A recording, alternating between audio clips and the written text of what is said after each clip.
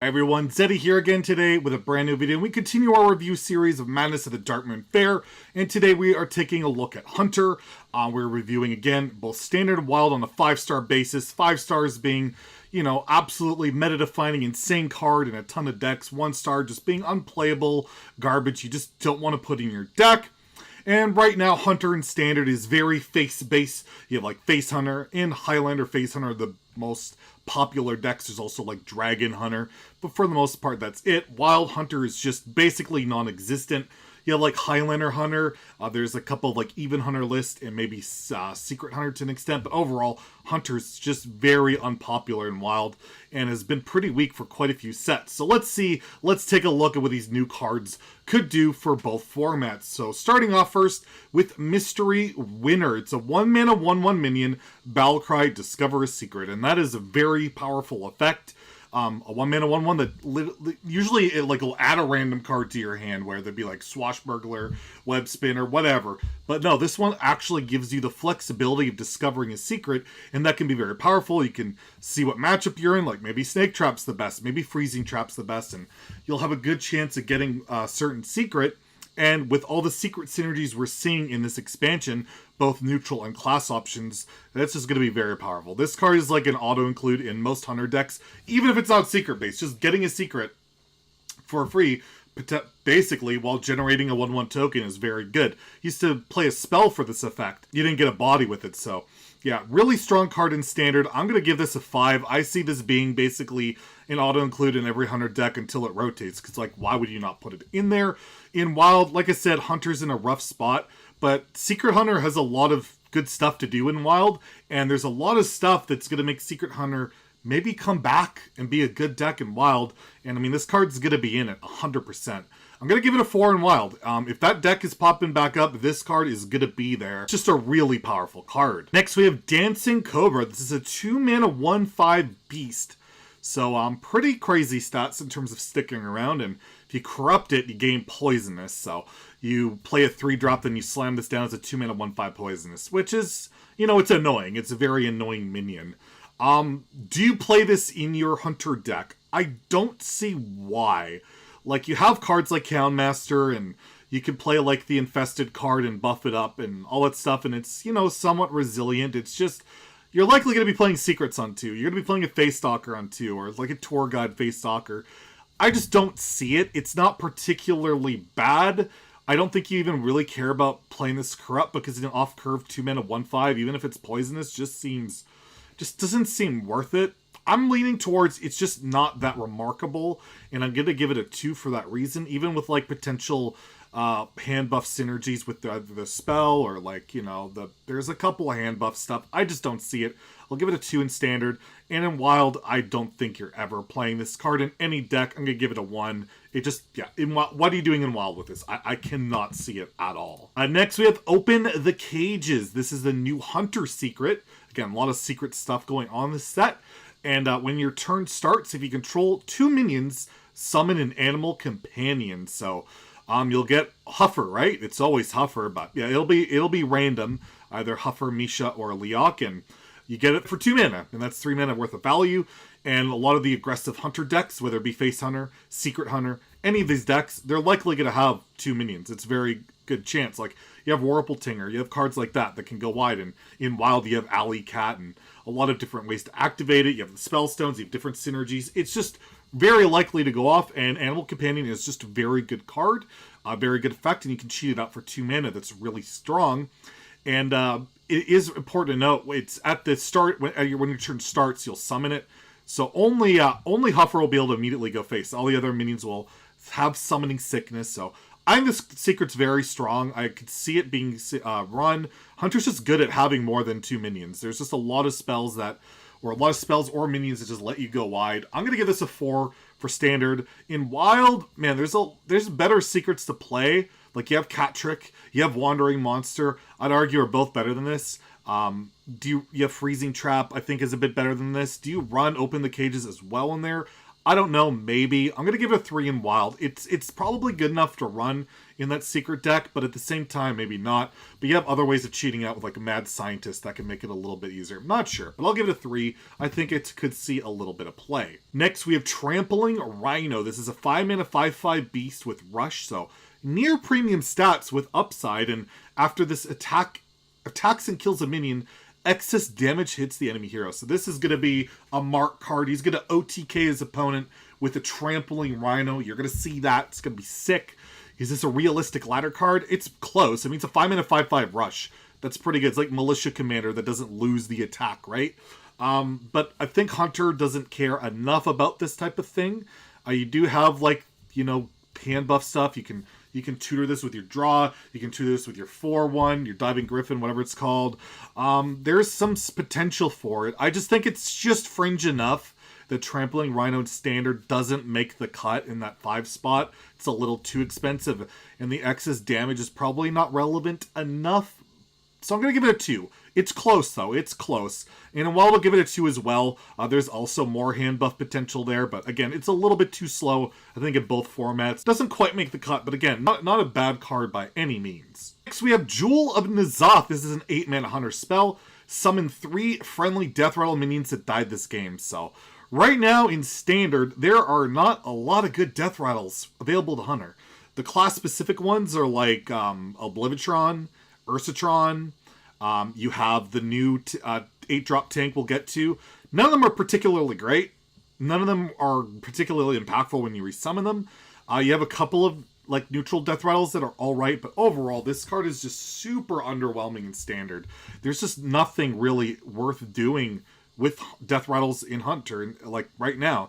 There needs to be a specific minion pool for this to be good, and it's just not there. I think it's unplayable. I think it's really bad in Standard right now. I'm going to give it a 1. In Wild, there's a lot of good Death Rattles you can do stuff with. There's already, like, some people run Death Rattle like Nzoth, Reno, Hunter, and why would you not run Jewel of Nzoth in there? You have so many good Death Rattles where it'd be like, you can even put Sludge Belcher, Sylvanas, all these greedy options, and I think it have a more realistic application there, but again, I think it's too greedy, too slow for that Wild the metagame, especially when Reno Priest is so dominant, just going to Psychic Scream all your hopes away. I'll give it a 2 in Wild. It's one of those rare cards I'll actually rate a little bit higher in Wild, just because there's a lot more potential for it to do something, even though I still think it's a little bit too slow. Next, we have Rinlings Rifle. This is a 4-mana 2/2 legendary hunter weapon. And while the attack is absolutely terrible, so what's its effect? If your hero attacks, discover a secret and cast it. So you're effectively getting 6 mana worth of secrets for 4 mana of a weapon, which does 4 damage, which is not super relevant, but can be relevant. The more important part is that you can like activate certain secret synergy cards, like you have your 3-mana spell, we'll get to that, will get you extra 3/3s, and you can manipulate. You can, again, discovering a secret is powerful because you can adapt to the situation, get that freezing trap when you need it, get that random animal companion you're going to summon, you know, all that kind of stuff. It's powerful. The attack sucks, yes, but I think discovering a secret, the flexibility of it, and the insane secret synergies in Hunter, I think this is worth running. I don't think it's overwhelmingly powerful. I don't think it's meta-defining, anything like that. I just think it's a good card in Secret Hunter, so I'm going to give it a 3. I think it'll see some play in that deck. Maybe a Highlander Hunter would use it, but again, it's probably too slow there. It's really got to be that Secret Hunter deck, but I think it'll see play. So yeah, again, I'll give it a 3 in Standard. In Wild, even though I think Secret Hunter might make a comeback, Wild, I don't think you can play a 4-mana 2/2 weapon, and the range of secrets in Wild is a lot wider, which makes the consistency of this card a little less. So I'm leaning more towards a 2 in Wild. I just don't think it's impactful enough that it quite makes the cut, but I do think Secret Hunter could see the light of day in Wild. Next, we have a 2-mana spell, Don't Feed the Animals. So give all your beasts in hand +1/+1. Terrible. Corrupt. Give them +2/+2 instead. Mediocre. Like, in Standard especially, we don't have a lot of ways to tutor out beasts. There's a few ways, but not great. And this basically, give beasts in your hand +2/+2. It feels to me like this is basically, it's borderline not even worth 2 mana. Like, it's close. It's really close to not even being worth 2 mana. And if it's not corrupted, it's just awful. And you can't play this on curve. It just seems awful. This card just seems bad. Just bad. I'm giving it a 1 in Standard. I cannot imagine this seeing play. I would be shocked. In Wild, even where you have Master's Call, still think it's awful. Still think you're not bothering with this. I'm giving it a 1 both formats, 1 in Standard Wild. It's just way too expensive for way too just whatever an effect. It's just not very good. Next, we have Petting Zoo, 3-mana spell. Summon a 3/3 Strider. Strider is a beast. And repeat for each secret you control. So at the very worst, it's a 3-mana 3/3. And then it's a 6/6. It could be a 9/9. It's ridiculous. This card is what's going to really help Secret Hunter be a thing in Standard. Like, this card is stupid. It's so good.